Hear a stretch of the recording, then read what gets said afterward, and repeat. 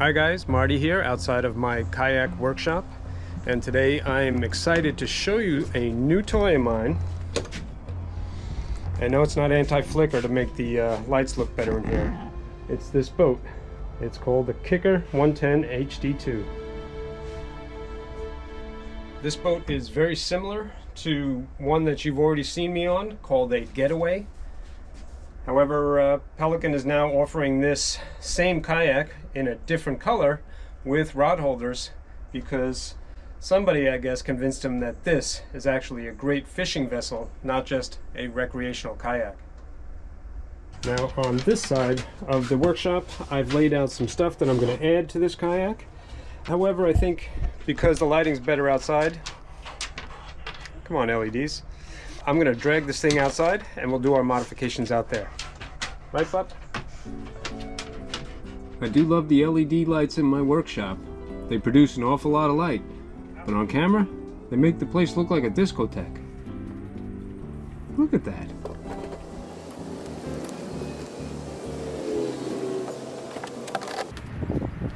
Okay, now, before I really get into drilling holes in this thing, I want to show you what this boat looks like from the factory if you were to choose to buy one. Again, this boat is very similar to the Getaway, and it comes with a nice high seat which you can fold down and you can sit on the back of it to give you a boost, and it comes with fins so that you can propel this vessel with your legs. While you push this vessel along with your legs, you're also going to be steering with a rudder, and you do that with this tiller handle right here. One little bungee holds this thing in the down position and in the up position. Another bungee can be used to stow it while you're on the way to the water. Comes with a bungee in the back for keeping your gear down. Rod holders because the Kicker is a fishing vessel. Now there's some other things about this boat. The plastic, which has held up phenomenally over the years on all of my vessels. I could talk about that, the fact that it has little pad eyes up front, carry handles and that boring stuff. But I want to do some more stuff, a little bit more personal for me and my situation. And the first thing I'm going to do is take this, which comes with the boat. That's a paddle keeper right there, designed to fit inside the tracks here. These long handles, there's two of them, tiller handle and this are designed to fit inside of them. However, I've got other things I want to put in these tracks, so I'm going to relocate this paddle keeper right now. I actually did the same exact thing on my Getaway kayak. You can see that's just screwed right to the side of the boat instead of being in the handle. Now this is real simple. Yeah, boom, boom. All right. I'm going to take these completely out. I'll put the hardware in the cup holder right there. There's a cup holder on either side. And you see there's 3 holes. I'm going to use 3 screws. Stainless steel, about 1 inch long. Couldn't tell you what number they are, I don't know. I don't know. They're the type that fits in there. Easy peasy. Surely there's somebody out there saying, you know, you should put some silicone on there first so it doesn't leak. I hear you. Should also work over something that's not grass so you don't lose your screws. But in all seriousness, I have screwed many holes in my kayaks in the past, very similar to this, without using any adhesive or sealant, and you don't get any more moisture inside the boat than you would have if you were to leave it outside where the temperature swings and you get condensation inside. That produces more moisture, I think, than whatever's going to leak through this. Okay, so with that done, I'm going to move forward just a little bit, and I'm going to add something just forward of these, because you could put a rod holder in this, but I find it's like really close to where the seat is and your legs are. When I'm in the boat, I like to reach forward of my leg to use a forward-facing rod holder instead of having one here on the track. Here is my Getaway, which I've had for a bunch of years, and I consider one of my favorite fishing kayaks. And you can see I already put a forward-facing rod holder on this one. I keep a little squeezy Nerf golf ball in there. That keeps the frogs from living in there while it's being stored outside.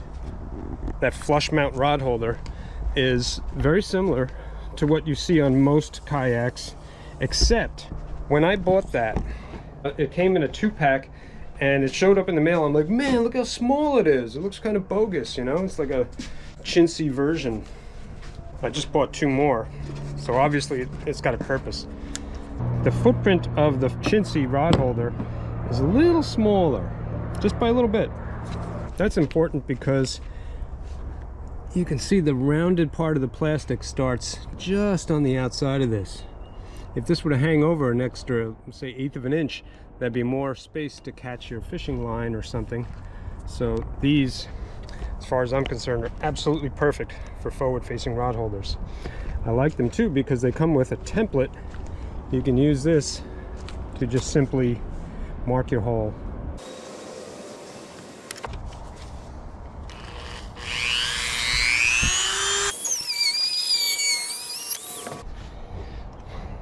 Every time I do that, I should probably put a screw in there with a string so that it doesn't fall inside the boat, because that's going to be in the boat forevermore, unless I put a hatch in this, but oh well.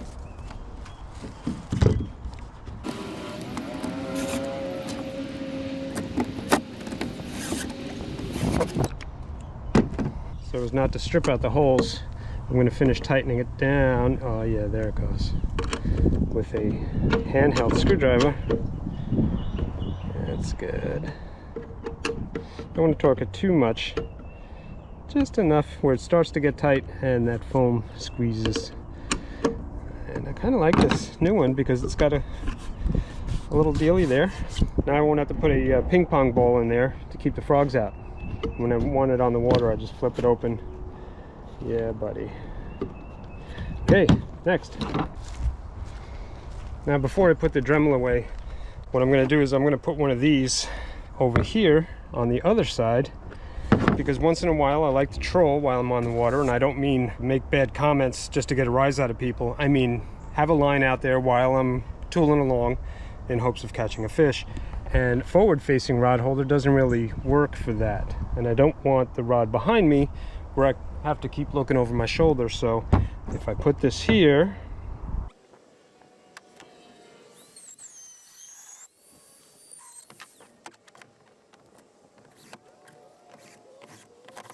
now I can have my rod sideways and trolling will be a piece of cake.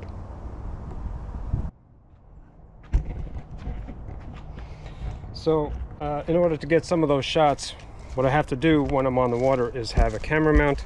So I'm going to put that right here. For that, I'm going to use one of these beautiful things.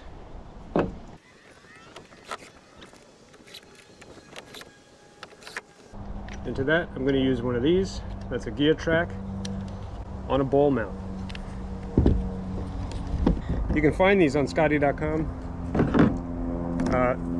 Camera mounts like this, you have to make yourself. Now, if you can imagine putting a rod in the flush mount rod holder, getting around this or anything else that's in the way could be a little difficult, and you don't want your reel bouncing on the boat or near the water. So as I always do, I'm going to put extensions in there. I just happen to have some right here. Let's see if they fit. Oh yeah. That's good. Now it'll be easier to reach over the seat and slide a rod into that, and it will keep the reel up away from the water.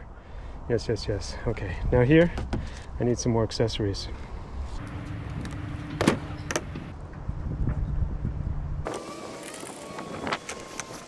You'll forgive me for not saying exactly what these little dealies are, but no worries. Before the end of this video, I will reveal what their purpose is.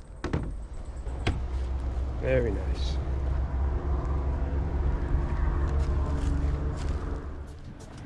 Now this is the Scotty ball mounting system, and you can see what the bottom of that looks like.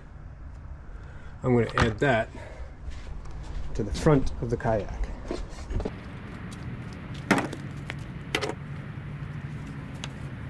I find these handles get in the way sometimes when your rod tip is up front, and say you have a Miradine that's got treble hooks on it, and the treble hooks catch this rope, and you're sitting back there and you can't reach up to the front of the kayak. So I like to not have these on the boat unless I'm using this to carry it across the land or something like that, or towing it behind me when I'm walking along the flats. Aside from that, I usually just leave this inside the tackle box. This can go in its place. Easy, easy. No tools, neezy. Neezy?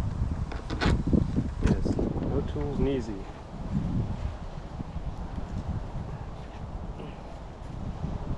Just gotta check this once in a while, make sure it stays tight. That's it. Now if I need the handle, like that. If I don't want the handle on there, I can put this here. That'll give me a nice view from the front of the boat for when I'm filming. All right, I think I'm ready. Let's get this thing on the water.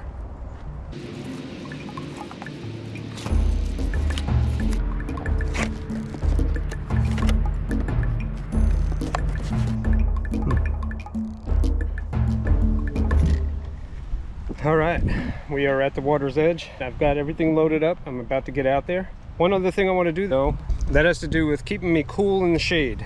Now perhaps you could have figured that out by the thumbnail for this video, but you see what I usually do is I put something like this on my kayak.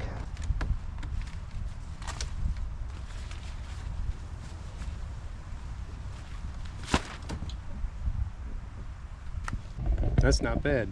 As you can see, this thing is a little bit wobbly, and it'll spin on me sometimes if the wind gusts, and it'll catch the boat. Like this turns into like a drogue anchor. However, you can take it down real quick. You know, if that were the case, if you had to get like through a tunnel or something, or under some tree limbs. So this has been my go-to for keeping the shade on me, or the sun off of me, for quite some time. It's inexpensive. For the most part, it's pretty effective, of course, given the downsides that I just talked about. But I'm going to replace this thing with something else that is a little bit more money, but I think it's really going to come in handy. However, I don't know. I've never used it, so you and I are going to find out together.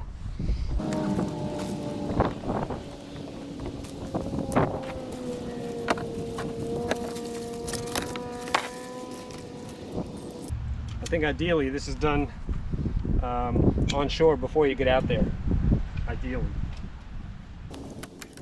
As a matter of fact, I've already decided that from now on I'm going to assemble this top part and put it inside the truck before I even leave the house.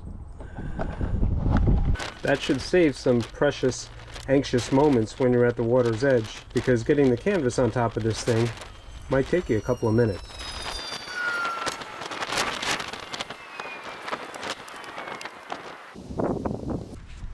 I'm not gonna lie, this is taking a lot more doing than putting up that umbrella.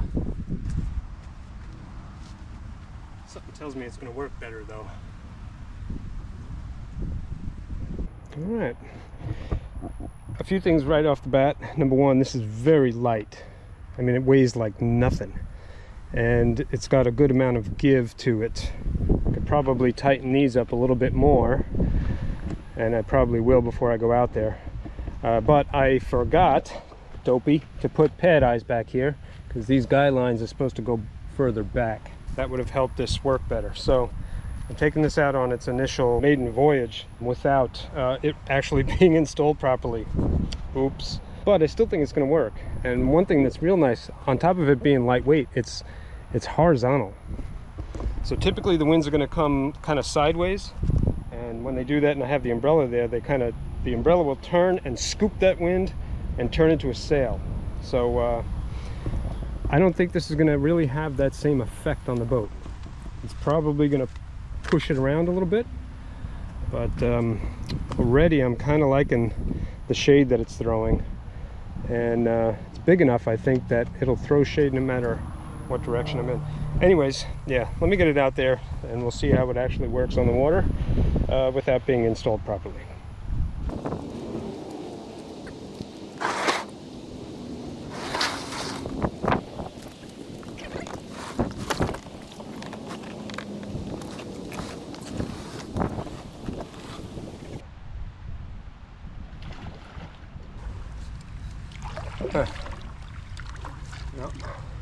First thing I noticed, my paddle's upside down. Actually, that's the second thing I noticed. First thing I noticed is how well this does paddle. I mean, this absolutely does not get in the way at all. That's pretty neat. Put that in its hole. Certainly, it's not going to get in the way of the pedals. No. That's pretty wonderful.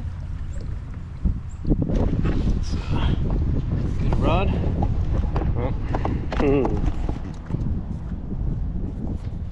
that required an extra step. I think if a person was going to bring fishing poles along with having this bimini on a kayak, the price you're going to have to pay is dealing with the guy wires and those support rods. For me, it was a price well worth it to get out of the sun. Try fishing real quick.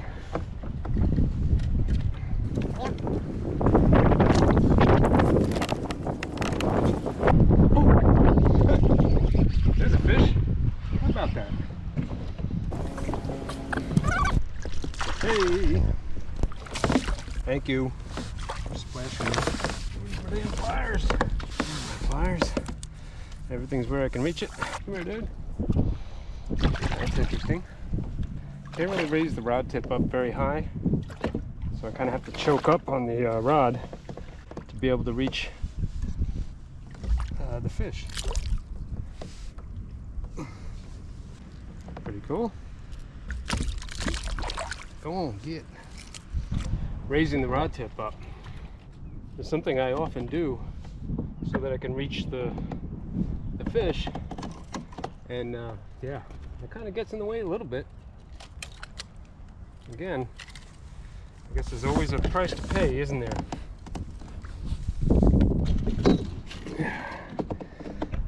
Another thing I realized, if I want to stand and fish, can't do it. And if the wind really starts blowing, I'm not sure what it would be like to take this thing down in a pinch. You know, if these were attached to pad eyes that are all the way in the back of the boat, it could be extremely challenging to get this thing down without either falling in the water or losing some parts. So yeah, I think this is going to be something that is best suited for days that are not worse than this. Today's prediction was 14 miles an hour. I'm going to go out on the outside and test real quick what happens to this thing when a serious gust comes.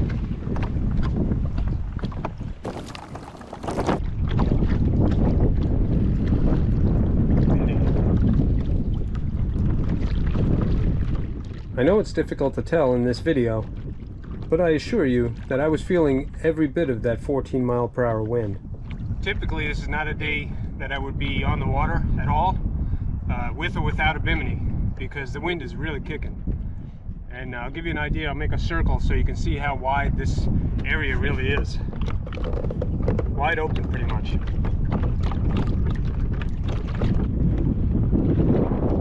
What you call it right here.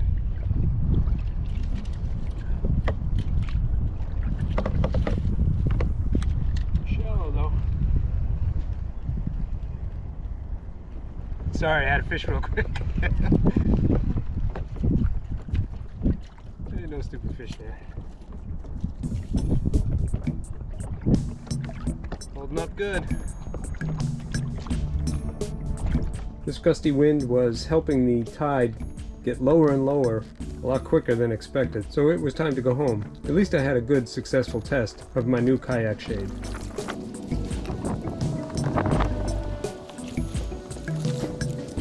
Tell you what, that was pretty neat. Even though it wasn't installed properly, that thing worked really, really well. I'm liking it a lot. And I have future plans for taking that bimini and putting it on other vessels as well. As a matter of fact, that little shade might have actually been better suited for my Pelican intruder, and the fishing was definitely better. And I think my black dog really enjoyed having a way to get out of the sun. Yep. Made in the shade, we got it big. It's crazy. I saw that fish sitting